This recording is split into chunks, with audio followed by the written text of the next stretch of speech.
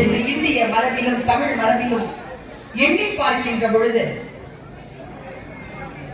நான் உண்மையிலேயே தமிழ் மரபிலே தமிழ் இனத்திலே பிறந்ததற்காக பெருமைப்படுகிறேன். ஒரு வாரம் இருக்கும், நான் ஒரு ஓவியங்கள் அடங்கிய ஒரு புத்தகத்தை பார்த்துக் கொண்டிருந்தேன். அந்த ஓவியத்தில் நிறைய ஓவியங்கள், அது யார் வரைந்த ஓவியம் என்றால் ரவிவர்மா அவர்கள் வரைந்த ஓவியம். நாம் எல்லோரும் கடவுள் என்று வணங்கக்கூடியவர்களுக்கு உருவம் தந்து ஓவியத்தில் வரைந்ததில் உலக புகழ் பெற்று வரலாற்றிலே இடம்பெற்றவர் ரவிவர்மா. ரவிவர்மா வரைந்த ஓவியங்களில் மிக உன்னதமான ஓவியங்களில் கடவுளர்களினுடைய இறைவிகளினுடைய ஓவியங்கள் மிக பிரசித்தி பெற்றன. அவருடைய அரண்மனை ஓவியங்கள் அதைவிட பிரசித்தி பெற்றன. நான் ஒரு ஓவியத்தை பார்க்கிறேன், அது லக்ஷ்மியினுடைய ஓவியம். லக்ஷ்மி ஒரு தாமரையில இப்படி உட்கார்ந்து இருக்காங்க, பேரழகு பெட்டகமா இருந்தாங்க. அவங்க பார்த்தாலே தெரிஞ்சது இது மகாலட்சுமின்னு. எந்த அறிகுறியும் இல்லாமல், எந்த ஆயுதங்களும் இல்லாமல் பார்த்தாலே இது மகாலட்சுமி அப்படின்னு சொல்ற மாதிரி வரைஞ்சிருந்தார். அடுத்து திரும்பி பார்த்தா சரஸ்வதி. சரஸ்வதி வந்து ஒரு யாழ் போல அந்த வீணையை வைத்துக் கொண்டு உட்கார்ந்திருந்தாங்க. இந்த ரெண்டு ஓவியங்களிலும் என் மனதில் பட்ட ஒரு சில விஷயங்களை மட்டும் சொல்லிட்டு இந்த தலைப்புக்குள்ளே இவர்களை அழைக்கிறேன். தலைப்பு என்னன்றது அப்புறமா சொல்றேன். எப்பவுமே நாங்கெல்லாம் சின்ன வயசுல இருந்து பட்டி மண்டபத்தில் பேசி பழக்கப்பட்டவர்கள். இதுல என்ன கொடுமை நடக்கும் தெரியுமா? தலைப்பை ஆரம்பிக்கிறதுக்கு முன்னாலேயே நடுவர் அந்த தலைப்பை பத்தி முழுசா பேசி முடிச்சுடுவார். பின்னால பேசுறவங்க தவிச்சு போவாங்க. அதனால இந்த தலைப்பிற்குள் நான் நுழையாமல் உங்கள் காதுகளுக்கு சில செய்திகளை நாங்கள் தர இருக்கிறோம். இந்த 4 பேர் இருக்கிறோம் இல்லையா? 4 பேரோடு சேர்த்து நானும், நாங்கள் எல்லாம் பேச்சாளர்கள் தானே. பேச்சாளர் யார் அப்படின்னு கேட்டா பேச்சாளர்களே உண்டு. நல்ல பேச்சாளர் ஒரு கேட்டகரி இருக்கு. பேச்சாளர், நல்ல பேச்சாளர். நல்ல பேச்சாளர் யார்? பேச்சாளர் யாருன்னா பேச்சாளர் பேசி கைத்தட்டல் வாங்கிட்டு போறவர் பேச்சாளர். நல்ல பேச்சாளர் யாருன்னா பேசி முடிச்சிட்டு போனதுக்கு அப்புறமாவும் நம்ம பிள்ளை யார் பேசிக்கிட்டே இருக்காங்களோ அவங்கதான் நல்ல பேச்சாளர். நீங்க வீட்டுக்கு போனதுக்கு அப்புறமா கூட நாங்க 5 பேரும் பேசிக்கிட்டே இருப்போம் உங்ககிட்ட. என்னமோ சொன்னாங்கல்ல, எவ்வளவு சூப்பரா சொன்னாங்கல்ல என்று உங்கள் மத்தியில் நாங்கள் பேசப்படுவோம். அப்படிப்பட்ட விஷயங்களை சொல்ல போகிறோம். இப்போ நான் மகாலட்சுமிக்கு வரேன். மகாலட்சுமி சாமி எந்த மாதிரியான சாமினா, காசு வேணும்னா மகாலட்சுமி கிட்ட கேட்கலாம். அம்மா அப்படின்னு கை நீட்டுனா அவங்க உட்கார்ந்து இருக்கும்போது ஒரு பானை வச்சிருப்பாங்க, பார்த்திருக்கீங்களோ? அதுல பொற்காசுகள் நிறைய இருக்கும். அது அப்படியே நம்மள பார்த்து அப்படியே கொட்டிக்கிட்டு இருக்கும். நம்ம கை பிடிச்சோம்னா நம்ம கையில விழுந்துற மாதிரியே இருக்கும். அந்த வரம் எப்படி கிடைச்சது தெரியுமா லக்ஷ்மிக்கு? ஒரு நாள் என்ன பண்ணிருக்காங்க, அவங்க விஷ்ணுவனுடைய பாதம் பிடிச்சுக்கிட்டே இருந்தாங்க. கதைகள் முக்கியமே இல்லை, கதைகள் ஏன் சொல்லப்படுகின்றன என்பது முக்கியம். கால் பிடிச்சிட்டே இருக்கும் போது அவங்க வீட்டுக்காரர்கிட்ட கேட்டாங்க, அண்ணாங்க எல்லாரும் உங்களையே கும்பிடுறாங்க, இப்ப என்னையும் கும்பிடணும்னா நான் ஏதாவது பக்தர்களை கொடுக்க வேண்டாமா?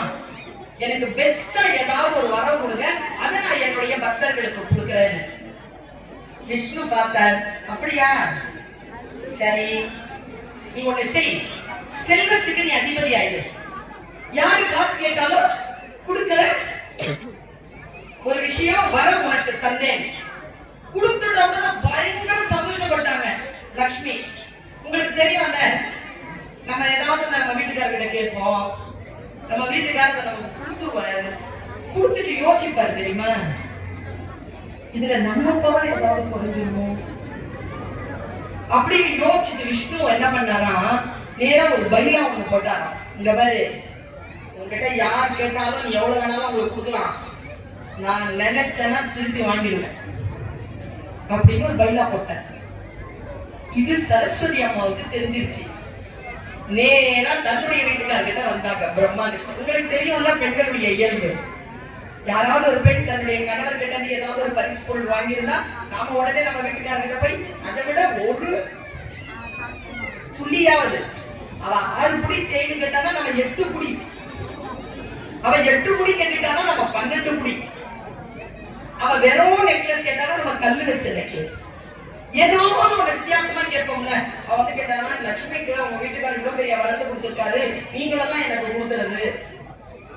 பிரம்மா யோசிச்சு சொன்னாரா, சரி செல்வத்துள் செல்வம் செவிச்செல்வம் அச்செல்வம் செல்வத்துள் எல்லாம் தலை, எல்லா செல்வங்களிலும் உயர்ந்த செல்வமாகிய கல்வி செல்வத்தை நீ யாருக்கு கேட்டாலும் கொடுக்கலாம், அந்த வரத்தை உனக்கு நான் தந்தேன் அப்படின்னு சொல்லிட்டாரா. சொன்ன உடனே சரஸ்வதி அம்மாவுக்கு அவ்வளவு சந்தோஷம் இல்லை. இந்த பையா பத்தி தெரிஞ்சிருச்சு உங்களுக்கு. இந்த மாதிரி ஒரு தீர்ப்பு ஒண்ணு எழுதியிருக்காரு விஷ்ணு. அப்படியா? அதை விட நான் வேணா ஒண்ணு சொல்றேன். லக்ஷ்மி கொடுப்பதை விஷ்ணு நினைத்தால் திரும்ப பெற்றுக் கொண்டதாம், சரஸ்வதி கொடுப்பதை எந்த கடவுளாலும் திரும்ப பெற்றுவிடவே முடியாது என்கிற வரத்தை உனக்கு தருகிறேன் அப்படின்னு சொன்னாரா. இப்ப நான் ரவிவர்மா ஓவியத்தை பார்க்கிறேன். நம்ம மகாலட்சுமி நல்ல பத்மாசனம் போட்டு சப்ளாங்கன்னு சொல்லுவோம்ல, அப்படி போட்டுட்டு கம்பீரமா உட்கார்ந்து இருக்கு. நம்ம அம்மா சரஸ்வதி மட்டும் கால் மேல கால் போட்டுக்கிட்டு அப்படி உட்கார்ந்து இருக்கு. கால் மேல கால் போட்டுட்டு ஏற உட்கார்ந்துனா அதுதான் கர்வம், வித்யாகம். படிச்சுட்டோம்னு வச்சுக்கோங்க, எல்லாம் புரியும். புரிஞ்சிருச்சுன்னு வச்சுக்கோங்க, சிக்கலே சிக்க மாட்டோம். அதற்காகத்தான் உலகத்தில் பெருமைப்பட வேண்டும் என்றார். நான் ஒண்ணு கேட்கிறேன், நான் வருகிறேன் என்றவுடன் நீங்கள் எல்லோரும் இங்கே தங்கி இருக்கிறீர்களே, எதற்காக என்றால் உருவத்தை பார்ப்பதற்காக அல்ல, என் புத்தியை நான் பெற்ற கல்வியை உங்களோடு பகிர்ந்து கொள்ள வந்திருக்கிறேன். அதற்காக நீங்கள் எனக்காக காத்திருக்கிறீர்கள். செல்வத்துள் செல்வம் மிகப்பெரிய செல்வமான அந்த கல்வி செல்வத்தை அளிக்கக்கூடிய அந்த சரஸ்வதியின் வணக்கத்தை முன்வைக்கிறேன். தெளிவுறவை அறிந்திடுதல், தெளிவு தர மொழிந்திடுதல், சிந்திப்பார்க்கே கழிவளர உள்ளத்தில் ஆனந்த கனவு பல காட்டல், கண்ணீர் துளிவர உள்வுறுக்குதல், இவையாவும் நீரும் தொழிலன்றோ என்று சொன்ன மகாகவி பாரதியின் சரஸ்வதி வணக்கத்தை இந்த அரண்மனையில் வைக்கிறேன். அந்த சரஸ்வதி இங்கே இருக்கக்கூடிய அத்துணை பேருக்கும் ஞானம் என்கின்ற பெரும் செல்வத்தை, கல்வி என்கின்ற பெரும் செல்வத்தை அளிப்பதற்கு சகலவிதமான உதவிகளையும் அருள்வாள் என்று பாரதியின் வார்த்தைகளை உங்களுக்காக நான் பிரார்த்தனை வைக்கிறேன். இப்போ நம்ம ராமாயணம் ஒண்ணு இருக்கு, நம்ம நாட்டுல இருக்கா? எல்லாருக்கும் தெரியுமா? மகாபாரதம் ஒண்ணு இருக்கு, தெரியுமா? எல்லா கதையும் நமக்கு தெரியுமா? ஒரு காலத்துல தெரிஞ்சிட்டு இருந்தது, இப்போ தெரியறது இல்லை. என்ன தலையாட்டினா அர்த்தம்? ஏன்னா முதல்ல எல்லாம் நமக்கு அது சொன்னது பாட்டிமார்கள், தாத்தாமார்கள். தாத்தாக்களும் பாட்டிகளும் சொல்லி சொல்லி கதை சொல்லி வளர்ந்த பரம்பரை இன்றைக்கு. இன்னைக்கு நோ பாட்டிஸ், ஒன்லி ஆண்டிஸ். பாட்டியே இல்ல, ஒழிச்சுட்டாங்க பாட்டிகள் எல்லாம். தாத்தான்னு யாருமே இல்ல, எல்லாரும் வந்து அங்கிள்ஸ். இந்த வரவில்லை கதைகள் எவ்வளவு முக்கியமானதுன்னு நான் யோசிச்சு பார்க்கிறேன். நான் நினைவு தெரிந்த காலம் முதல் ராமாயணத்தை மிக மிக விரும்பி வாசிக்கின்றோம்.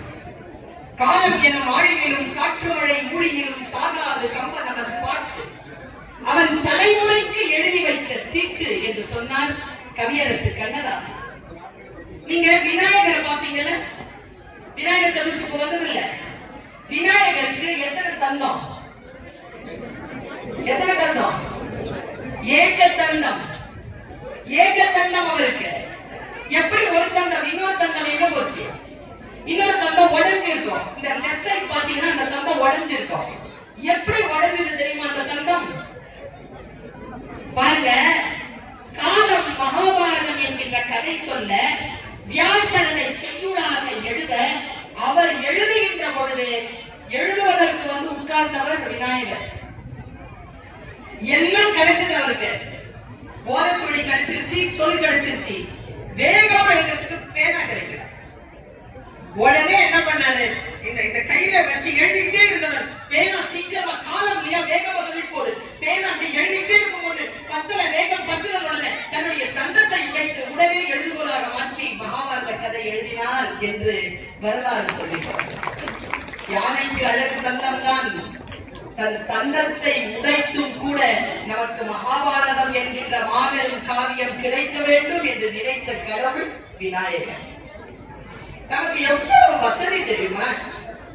இந்த சாமிகள் எல்லாம் நம்ம கொண்டாடுறோம்ல, ஒவ்வொரு சாமி கிட்டையும் ஒவ்வொரு ஆயுதம் இருக்கு, ஒவ்வொரு சாமி கிட்டையும் ஒவ்வொரு அருள் இருக்கு.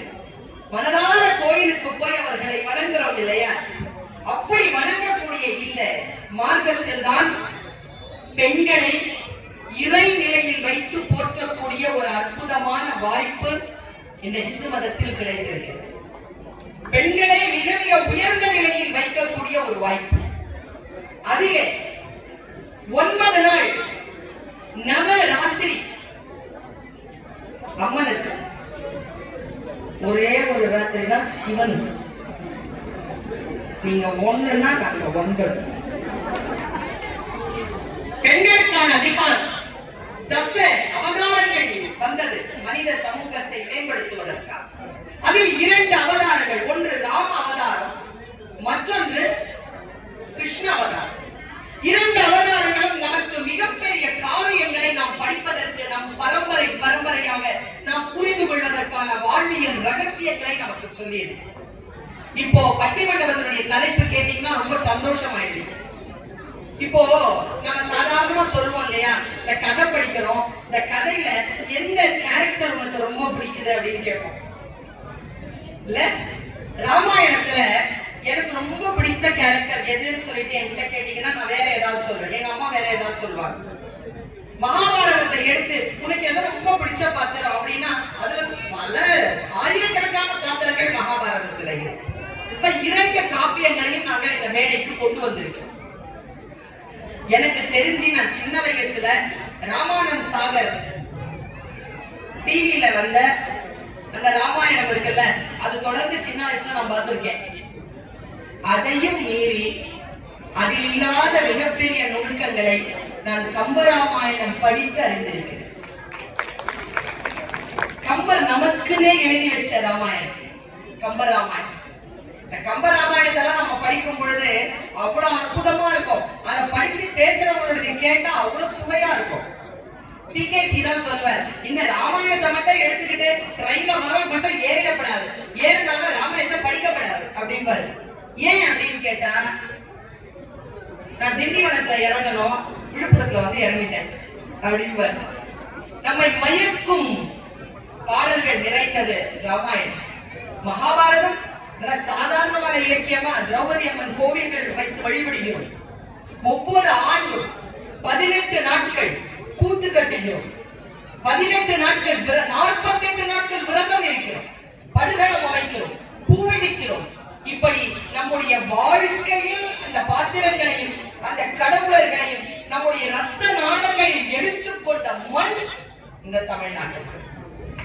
ராமனையும் ராவணனையும் சீதையையும் மண்டோதரியையும் கொண்டாடுகின்ற மண். இந்த பக்கம் பார்த்தால் கிருஷ்ணனையும் பாஞ்சாலியையும் குந்தியையும் துரியோதனனையும் தர்மனையும் கொண்டாடுகின்ற மண் இந்த மண். இந்த பாத்திரங்கள் எல்லாம் நம்முடைய வாழ்க்கையில் வந்து ஏதேதோ வித்தைகளை காட்டித்தான் செல்கின்றன. நான் தீர்ப்புரையில் சொல்லுகிறேன், ஏன் இலக்கியங்கள் படிக்க வேண்டும், எதற்காக இந்த பாத்திரங்கள் நாம் புரிந்து கொள்ள வேண்டும் என்பதனை இங்கே அமர்ந்து கேட்டீர்கள் என்றால் நீங்கள் வீட்டிற்கு எடுத்து செல்வதற்கான சில கருத்துக்கள் உங்கள் கைக்கு கிடைக்கலாம். இப்போ இந்த பட்டிமண்டபத்தினுடைய தலைப்பு என்ன தெரியுமா? இதயத்தை கவர்ந்து நிற்கும், நின்று நிலைக்கும் இதிகாச பாத்திரம் எது? நான் இங்க நிறுத்துறேன். 2 பாத்திரமும் வடநாட்டுல பாத்தீங்கன்னா வில்லன், நம்ம நாட்டுல அது வில்லன் இல்ல, கொண்டாடுற பாத்திரம். இந்த 2 பாத்திரமும் நான் ஒரு விஷயத்த சொல்லிட்டு இந்த பட்டிமன்றத்தை ஆரம்பிக்கிறேன். இந்தியாவே ஒரு பக்கத்துல போக தமிழ்நாடு மட்டும் ஏன் வேற விதமா சிந்திக்குது தெரியுமா? ஏன் சிந்திக்குது தெரியுமா? இந்த கேள்வியை கேட்டாங்க ஓஷோ கிட்ட. இந்தியாவில் மற்ற மாநிலங்கள் வித்தியாசமா சிந்திக்கிறாங்க. அது எல்லாம் ஒருத்தவங்க ஏத்துக்கிறாங்க. தமிழ்நாட்டுல மட்டும் பாச்சா பலிக்க மாட்டேங்குது. ஏன்னா ஓஷோ சொன்னார், இந்த பூமி தான் பூர்வ குடிகளாகிய தமிழர்கள் வாழ்கின்ற பூமி. இவர்கள் இயற்கையோடு இருக்கக்கூடியவர்கள், எந்த திணிப்பிற்கும் அஞ்ச மாட்டார்கள். எதையும் எங்கள் மீது திணித்து விட முடியாது. நாங்கள் நம்பினால், நாங்கள் அதை எங்கள் ரத்த நாளங்களில் உணர்ந்தால் எங்கள் அடுத்த தலைமுறைக்கு கொண்டு செல்வோம் என்கின்ற வீர பரம்பரைக்கு உரியவர்கள் நம் தமிழ்நாட்டில் வாழக்கூடிய மக்கள். அதனால்தான் இந்த 2 பாத்திரத்தை உங்க முன்னால கொண்டு வரும். ராமாயணத்தில் இதயத்தில் நிற்கும் இதிகாச பாத்திரம் கும்பகர்ணன் என்று பேசுவதற்கு 2 பேர் வந்திருக்காங்க. இந்த 2 பேரை பார்க்க இல்ல, மகாபாரதத்துல வர கர்ணன் தான் நம் நெஞ்சங்களை எல்லாம் அள்ளக்கூடிய பாத்திரமா இருக்குது. இவங்க 2 பேர் பேச வராங்க. எனக்கு என்ன மகிழ்ச்சி தெரியுமா? சினிமா பாடல்களையும் நகைச்சுவை பேச்சையும் கேட்டது போதும், கொஞ்சம் இலக்கியம் கேட்கலாம், கொஞ்சம் இதிகாசம் கேட்கலாம், நம்முடைய மரபுகளை கொஞ்சம் நினைவுபடுத்திக் கொள்ளலாம் என்று நம்பி உட்கார்ந்திருக்கக்கூடிய உங்களை நான் வணங்குகிறேன். உங்களை நம்பி இந்த 4 பேரையும் ஒப்படைக்கிறேன். சரியா? அதே மாதிரி இந்த 4 பேருக்கும் சொல்லிக்கிறேன், உங்களை நம்பி இவங்களை ஒப்படைக்கிறேன். கஷ்டப்பட்டு சேர்த்திருக்கிறோம், கலைச்சிடாது. இன்ட்ரெஸ்டா பேசுங்க. வீட்டுக்கு ஏதேனும் அவர்கள் தன் குழந்தைகளுக்கும் அடுத்த தலைமுறைக்கும் சொல்லுகின்ற செய்தியை, ஏன் கும்பகர்ணன் என் மனதிலே நின்று நிலைத்திருக்கிறார்? யார் இந்த கும்பகர்ணன்? கும்பகர்ணன் என்று ஏன் அவனுக்கு பெயர் வந்தது? ராவணனுடைய தம்பியாக இருக்கக்கூடிய அவன் மக்களின் மனதை எந்த செயல்களினால் வென்றிருக்கிறான் என்பதனை இந்த 2 பேரும் நம் மனதிலே பதிய வைக்க வேண்டிய பொறுப்பை எடுத்துக் கொள்கிறார்கள். நான் இப்படி சொல்கிறேன், ராமாயணத்தை படிக்கணும் அப்படின்னு சொன்னா ஒரு ஜென்மம் பத்தாது. 10,000 கவிதைகளை முத்தாக அடித்தந்த சத்தான கம்பனுக்கு ஈடு இன்னும் வித்தாகவில்லை என்று பாடு என்கிறார். 10,000 கவிதைகளை படித்தால்தான் கும்பனை தெரிந்து கொள்ள முடியும். ஆனால் நீங்கள் எதுவுமே வாசிக்காமலேயே அந்த கும்பகர்ணனை வார்த்து எடுத்து உங்களுடைய உள்ளங்களில் செலுத்துவதற்காக 2 பெருமக்கள் வந்திருக்கிறார்கள். அவர்களை உங்கள் சார்பிலே வருக வருக என வரவேற்கிறேன். இந்த பாலு ஆனந்த் ஒரு தம்பி, நான் இன்றைக்குத்தான் மேடையில் அவருடைய பேச்சை முதலாக உங்களைப் போலவே கேட்க போகிறேன். ஒருவேளை நீங்கள் அவருடைய பேச்சை கேட்டிருக்கலாம். நான் முதலில் கேட்க போகிறேன். பேச்சுலகில் நல்ல பேச்சாளர்களுக்கான இடம் இன்னும் காலியாகவே இருக்கிறது. நிறைய இளைஞர்கள் வர வேண்டும். எங்களுக்கு முன்னோர்கள் எப்படியெல்லாம் பேச்சு பற்றிய கலைகளை சொல்லித் தந்தார்களோ, அடுத்த தலைமுறை அந்த சூசகங்களை தெரிந்து கொண்டு முன்னேற வேண்டும் என்ற கருத்தியல் கொண்ட வேண்டாம். பாலு ஆனந்தனை வருக வருக என வரவேற்கிறேன். அவரை இதயத்தில் நின்ற பாத்திரம் கும்பகர்ணன் தான் என்று பேசுவதற்காக அழைப்பதற்கு முன்னால் என்னுடைய தம்பி சிவ சதீஷ் குமார், இவர் ஒரு மிகப்பெரிய தமிழ் பரம்பரையுடன் தன்னுடைய வாழ்க்கையை, தன்னுடைய வளர்ப்பை இணைந்து கொண்டது. எல்லா இளைஞர்களும் வேறு வேறு திசையில் தன்னுடைய பேச்சை கொண்டு செலுத்தும் பொழுது அவ்வை நடராஜன் அவர்களுடனும், நம்முடைய சுகி சிவம் ஐயா அவர்களுடனும், சாலமன் பாப்பையா ஐயா அவர்களுடனும் இணைந்து நின்று கைகோர்த்த அந்த மரபின்படி பேசிக் கொண்டிருக்கக்கூடிய பேச்சாளர் கண்ணியில் இளம் பேச்சாளர்களில் மிக முக்கியமானவர் பேராசிரியர் சிவ சதீஷ் அவர்கள். அவர்கள் கும்பகர்ணனே என்று பேசுவதற்கு வந்திருக்கிறார். இங்கே 2 பேர் பேச வந்திருக்கிறார். அதிலே கல்லூரியில் ஆசிரியராக பணியாற்றக்கூடிய திருமதி ஹேமா மாலினி அவர்கள் வந்திருக்கிறார். அவர்களுடைய பேச்சையும் நான் இதற்கு முன்னால் கேட்டது இல்லை. அவர் மிகச் சிறப்பாக பேசுவார் என்கின்ற நம்பிக்கையில் தான் அரண்மனை நிர்வாகம் அவரை இந்த பட்டிமண்டபத்தில் பேச்சாளராக வாய்ப்பு கொடுத்திருக்கிறார். அவர் கர்ணனே என்று பேச வருகிறார்.